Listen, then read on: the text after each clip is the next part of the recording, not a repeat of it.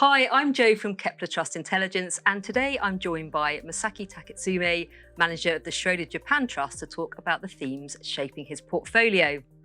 So Masaki, many thanks for joining us today. Thank you. I'd like to start with the big picture first, and politics seems as good a place as any to start. So what progress do you think Takaichi has made, and what milestones are markets perhaps looking for next?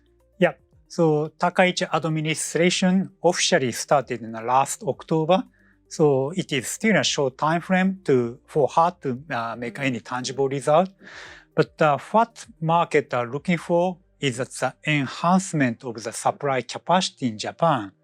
So because we had an aging population, so that there is some political step to enhance the supply capacity in the Japanese economy, like investment in productivity improvement or new technology. On that sense, Takaichi administration is currently discussing to introduce a new multi-year political support for the Japanese corporation to make an investment inside the Japan, such as a factory or any other new technology like AI. So if that executes well, it could potentially improve the long-term growth rate of the Japanese economy. So that's what the market is looking for. Yeah. So given the spike in oil prices and also the concerns over energy dependence, how does this affect a country that imports most of its oil from the Middle East? Yeah, so in the short term, actually impact is not so meaningful because Japan has roughly more than 6 months worth of the strategic oil reserve.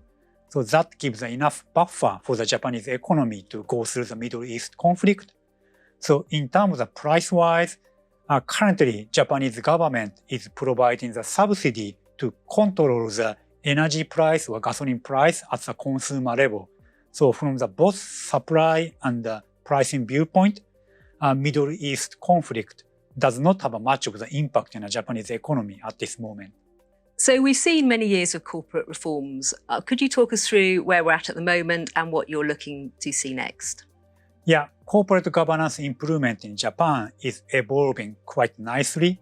So initially started as more like a format of the board of the director, number of the independent outside director, or that sort of thing. Then move to the improvement in a return on equity through improving the efficiency of the balance sheet, like releasing the excess cash to the shareholder through the buyback and the dividend. And now, corporate governance reform is moving to the next stage, which is focusing on the sustainable improvement of the return on equity through the business portfolio restructuring or business review. So that could potentially structurally improve the return on equity outlook of the Japanese corporation. So that's another next positive step for the evolution of the Japanese corporate reform. Yeah. So I'd like to start digging down into the trust now. You've had a very impressive year outperforming the topics. What do you think were the key drivers of this? Yeah, so if we look at the individual stock contributor of the performance of the trust, similar to the other part of the market, AI-related stock contribute mostly to our trust performance. But I would like to highlight 2 points. First, among the AI stock we are holding some of the mid-cap AI-related stock, which was overlooked by the market, so that when we initiate a position of that type of stock, valuation tends to be much cheaper than the mainstream well-known AI stock in Japan. So in addition to that, those mid-cap AI stock we own, they have a very strong franchise in their respective business area so that they can grow faster than the underlying AI market. So that provides a much stronger share price performance than the mainstream AI stock in Japan. So secondly, we didn't make a big mistake in sort of the AI, perceived as the AI loser in the Japanese equity market, such as Nintendo, which we don't own a portfolio. So in short, yes, it's an AI-driven market, but we add some more value through our stock selection, focusing on finding the hidden gem in the mid-cap area as well as not making a big mistake in a large cap stock selection. Yeah, as you've mentioned, you have a meaningful allocation to small and mid caps. What's the thinking behind that? And do you see perhaps the rather narrow large cap rally broadening into smaller companies?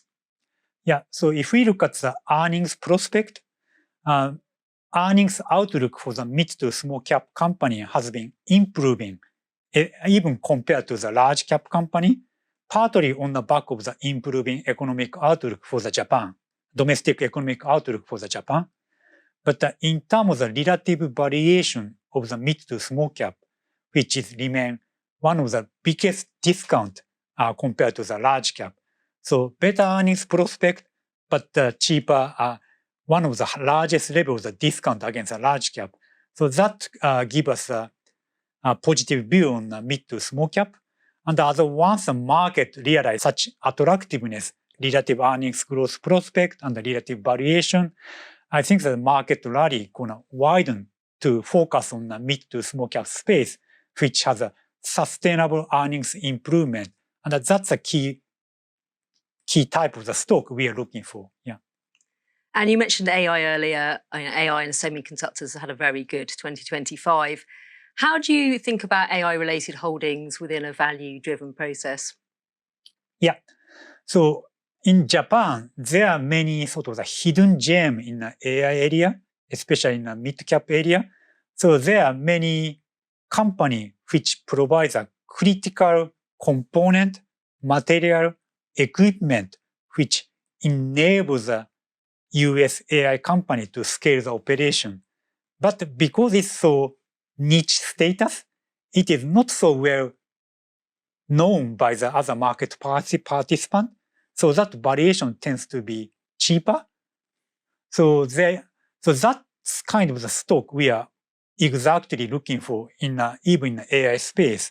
By doing the extensive bottom-up research, we can find the attractive investment idea in the AI space with a lower valuation. Yeah, so that we can maintain our value-based approach even addressing the AI-related area or semiconductor area. Thank you. That's very interesting. So I wanted to move on to tariffs and also higher energy prices in terms of how your portfolio companies are managing this challenge. Our basic approach is we are investing in a company which has a company-specific catalyst to improve their value.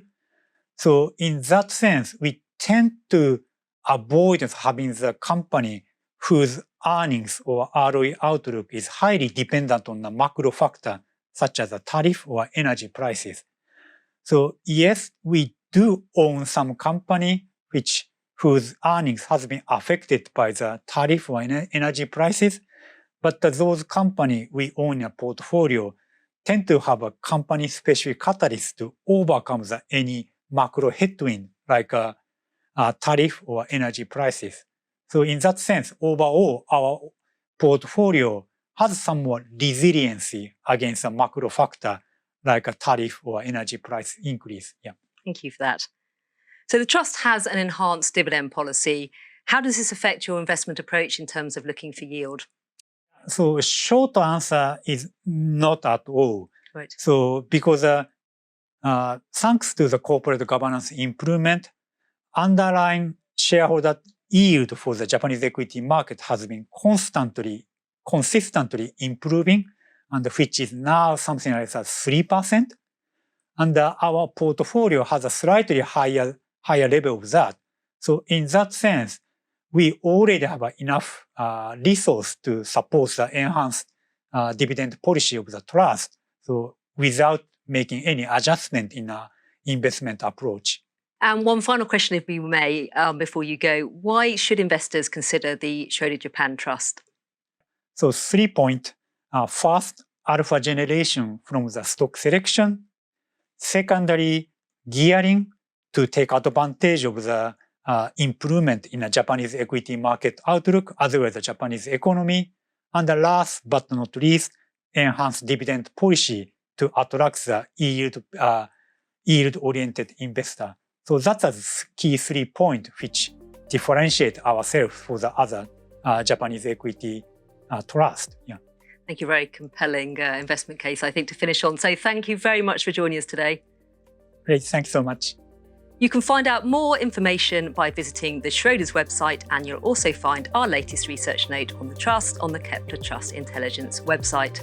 Many thanks for joining us today.